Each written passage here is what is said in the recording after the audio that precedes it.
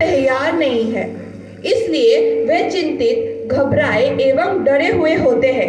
तभी चिंकी कहती है, मैं तो एक पाठ को 3 बार पढ़ चुकी हूँ, परंतु मेरे को कुछ समझ में नहीं आया। मैं तो कब से पन्ने ही पलट रही हूँ, लेकिन मुझे भी कुछ समझ नहीं आ रहा। मिंकी के ये कहते ही मम्मी आ जाती है।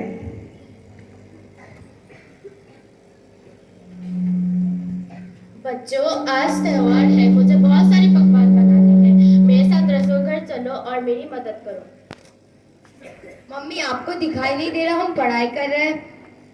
मम्मी, हमारा परसों से एक परीक्षा है, हमें अभी पढ़ने दीजिए, आप जाइए। ये सुन के मम्मी उन्हें पढ़ता छोड़ चली जाती है। कुछ समय बाद मम्मी दोबारा उनके कमरे में आती है और कहती है, चलो बच्चों, नीचे चलो, आज हमें होलिका का दहन करने जाना है। ये सुन के चिंकी को गुस्सा आता है। मम्मी, आपको दिखाई नहीं दे रहा हम पढ़ाई कर रहे हैं? चिंकी की बदतमीजी को देख मम्मी को भी गुस्सा आता है और वह कहती है, क्या ये कैसा व्यवहार है? आज त्योहार है और तुम मेरे साथ बहस कर रही हो। मुझे गुस्सा मत दिलाओ, चुपचाप नीचे चलो। मम्मी की ऐसी बातें सुन दोनों को रोना आता है। तभी दादी आती है और कहती है,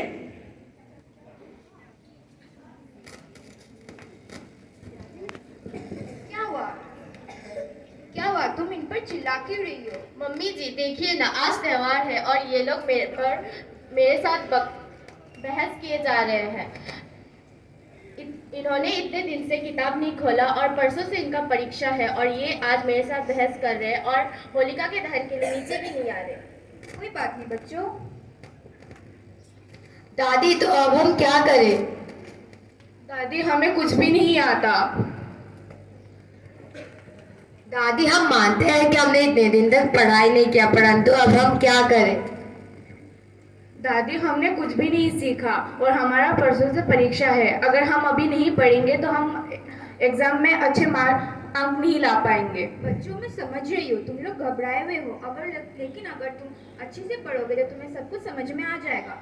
तुम जाओ और खाने की तैयारियां करो, मैं बच्चों को लेकर आती हूँ। बच्चों, मुझे ये बताओ कि तुम्हें एक कहानी सुननी है? हाँ दादी। ठीक है, तो बहुत सालों पहले की बात है।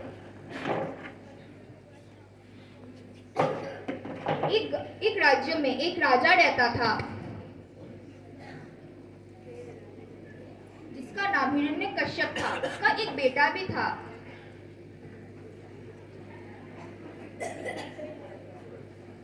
जिसका नाम प्रहलाद था, जो कि बहुत सीधा साधा, सुधरा हुआ और दयालु स्वभाव का था, जो भगवान की पूजा तथा उनमें आस्था रखा करता था।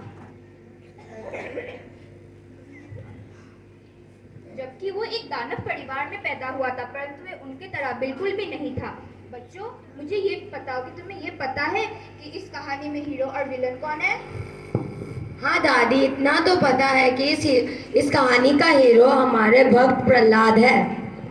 लेकिन दादी, विलन कौन है? इस कहानी के विलन कोई और नहीं, खुद हिरण्यकश्यप थे, क्योंकि उन्हें ये बात बिल्कुल भी नहीं पसंद थी कि उनका बेटा भगवान की पूजा करे। दादी, फिर क्या हुआ? फिर और क्या होना था, हिरण्यकश्यप बहुत गुस्सा हो गया। उसने अपनी बहन होलिका को बुलाया और कहा, होलिका को बुलाया जाए। जी माताश्री, बताइए क्या आज्ञा है आपकी? मेरे बेटे प्रहलाद ने हमारे दानव खानदान की नाक कटवा दी, तो मैं क्या करूं माताश्री?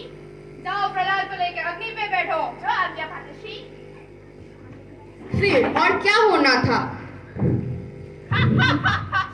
हिरण्यकश्यप के कहने पर होलिका भक्त प्रहलाद को अग्नि पर लेकर बैठ गई, परंतु भक्त प्रहलाद बिल्कुल भी डरा हुआ नहीं था। उसे अपनी आस्था पर पूरा भरोसा था। उसने आंख बंद किए, हाथ जोड़े और भगवान की प्रार्थना करने लगा।